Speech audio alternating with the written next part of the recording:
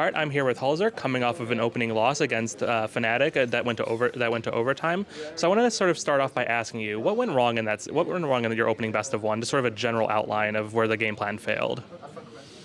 I think we have a fairly good game plan. I just think we just small mistakes, marker mistakes everywhere, which makes us lose rounds. And I think we have a good game plan and we did what we had to do. We just small mistakes everywhere, which makes us lose.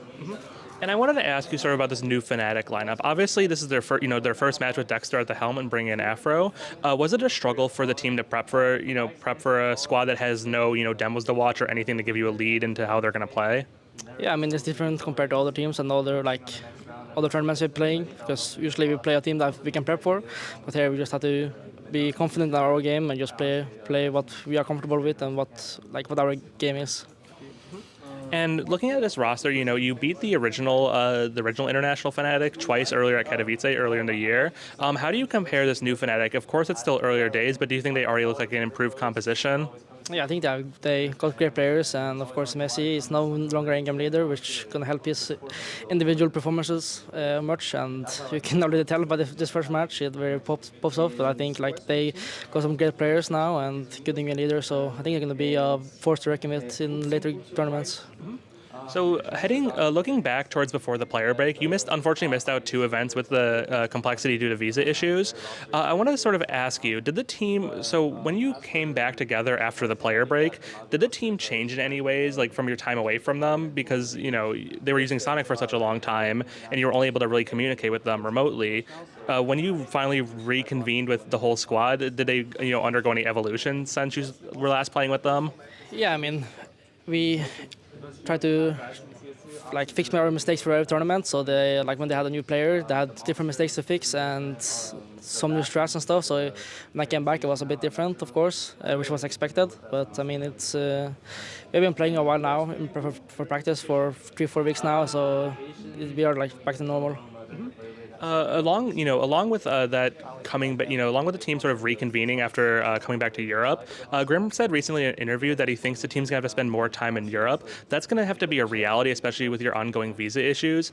Do you think that is the team's plan to spend most of the time in Europe now, or are they still trying to be an NA organization regardless of your visa issues? I mean, the organization is American for sure. There's still an NA organization, but CS right now is mainly based in Europe. There's almost nothing in NA right now except a few tournaments here and there. So, and all the practice we have to do, and to get good practice, we have to stay in Europe for that. So I think we have to try to stay in Europe as much as we can to improve. With you coming back into the roster only relatively recently, do you feel like as a player you're back up to 100% yet, or is there still some rust to shake off after such an extended hiatus from competing with them? I mean, there's still definitely some rust. I'm definitely not playing to my potential. I've been having this is a bad first game here and just a straight up bad tournament the whole of Blast. So I still have some rust to take off, and I need more game time and try to just improve my small mistakes here and there and just shoot heads. And so now that we have the full roster online once again with the addition of EliGE, you're now the de facto best team in North America. Is there some added pressure that comes sort of to have to be the team that sort of holds up the entire region, or do you not feel that pressure at all? No, I don't think we don't feel any pressure for that. We just go into the game here normally, and we don't feel any other pressure. We haven't really talked about anything and stuff like that. We don't care much about our ranking in NA. We're trying to become top 10 team, so being a top team in America isn't something we think about. With that in mind, obviously, with EliGE in the team, he's a star player. He's gonna be given a lot of space to perform as compared to someone like Fang. Do you worry about losing space with space as an individual player with EliGE in the squad, or do you think you can still sort of maintain your space, your space on various maps? Yeah, I don't think it takes that much more space than what Fang did. So I mean, here and there on different maps it's a bit different, but I think overall it's more or less the same. And I think if I struggle to find space, I just need to find it myself, because of course I have the best weapon, so that's something I need to do. There's sort of a lot of criticism about the best of one format and how games can come down to the wire. We've seen you guys go into overtime. Moving into the best of threes in the lower bracket, do you think we're going to see more from Complexity as they have a chance to sort of move around the veto and get more comfortable with the more standard format?